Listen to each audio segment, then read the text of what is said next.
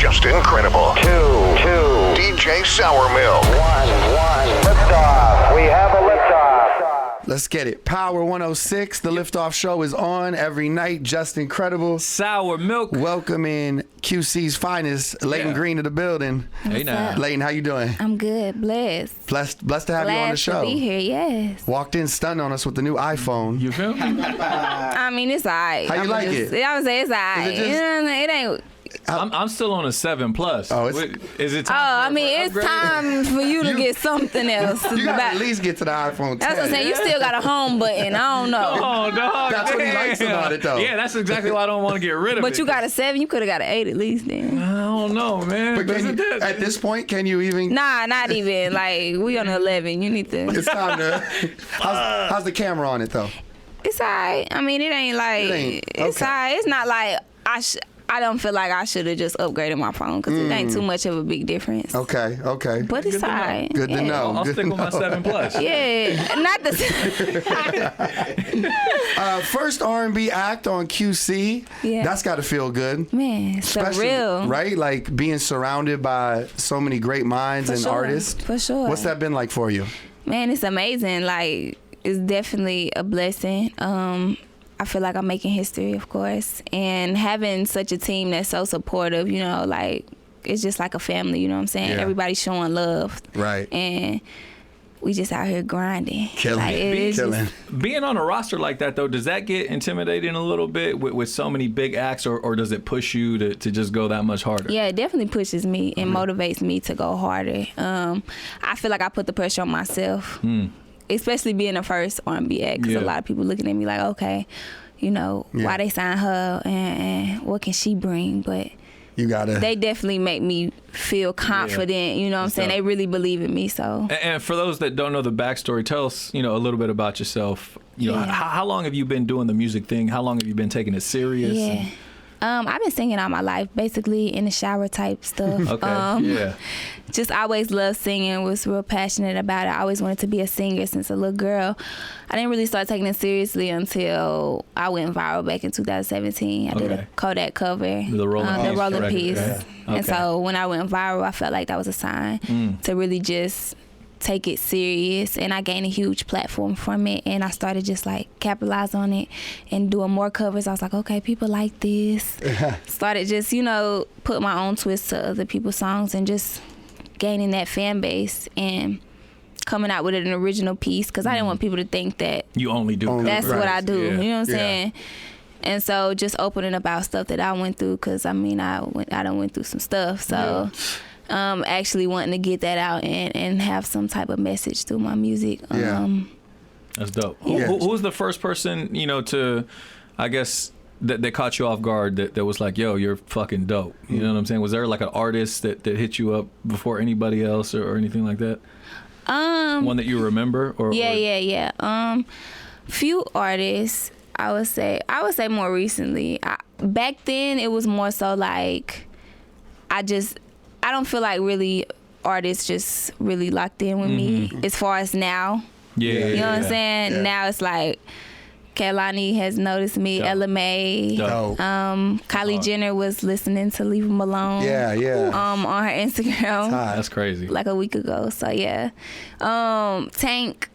Tank, he's reached out to me. Lil Mo, you know, people that I've looked up to and was inspired by. You know what I'm saying? So. Talk to us a little bit about that. You said artists you looked up to. What were some of the artists you listened to growing up? Yeah, my dad was a music lover, so like we didn't really have much, but he always had to listen to music. And I was like always up under him. I was a daddy's girl, and so he listened to music, and he's always listened to Mary J. Blige, India Arie, Lauryn Hill. Prince. He loved Prince. And I love Prince. I used to watch Prince. I used to watch Purple Rain like 24/7. That's hard. I would say Keisha Cole. Love Keisha Cole. I think I just thought of something. We might make TMZ with this. You said Kylie was listening to your single "Leave Him Alone" is what the song is called. I don't know if you saw the headlines today, but she left him alone from what it looks like. She might have took your advice. So it might be your fault. I don't know. Music's powerful like that. She probably don't realize. She done listened to Tell Your Story. That's what it was. Yo, let's talk about Tell Your Story. 7 tracks on the EP. Yeah. Went #1, right, on the R&B charts. I see that. Congrats on that. Thank you. How long did you work on this body of work? As this was kind of like the first push for, I'm sure a lot of people are gaining more and more fans every day. For sure. So, like, I feel like the process was like over a year and a half, just because after I went viral, I was just like focused on really like putting a project out, and I was just like not even focused on, I need to put a body of work together. I really wanted to just like build my your audience, your fan base. No, I wanted to build. I wanted to have a lot of songs. You know what I'm saying? Build the catalog up. Build the catalog up. So, I was just more focused on that, and then when it was time to like put the project together, I had a whole bunch of songs, and it was just like the hardest part was just like choosing and narrowing it down, and actually it making sense and fitting it in just 7 songs, because I wanted to put more. I was like, of course. 7 songs? Like, let's see what we can come up with. But no, I think it was a good start. I feel like people really are relating to it, and that was my whole thing. I wanted to inspire, and I wanted, make people feel like they can relate to me. Right. Which, I mean, we all go through stuff, and I just wanted to use my music as an outlet for me and also others, you know what I'm saying? Yeah. That don't have a voice, like, you know what I'm saying? You said you already I mean, you obviously picked the 7 songs, those are out. Yeah. Now, the leftover songs, do those go, are you saving any of those for future projects, or do you kind of just start from scratch again? That's, I mean, I'm in album mode now, and I feel like I got songs that I want to put on the album. Yeah. So, like, now, that I've just saved, now it's like, okay, I'm going to save these for the album, because I feel like there's songs that I cut way before, and I wanted to get those out first. So, it's like, I want people to hear my growth instead of just putting the best stuff I got out. You know what I'm saying? So I saved some for the album. Is doing a cover version, I feel like that's almost harder than doing an original, just because you got to add your own twist to something that's already popping. You know what I'm saying?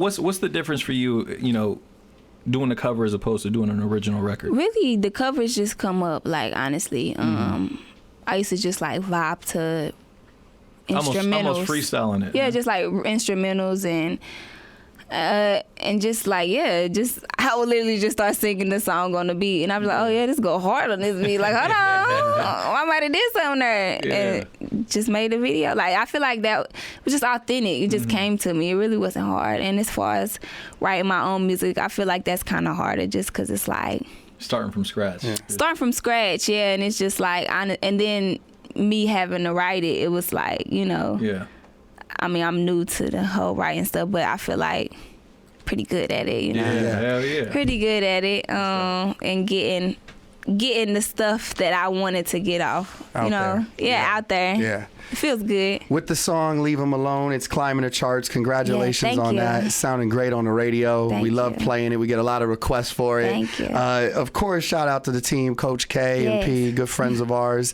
What's been some quality advice you feel like? I'm sure you're always soaking up game. What's been a good piece of advice that they've given to you as you've entered, the music world?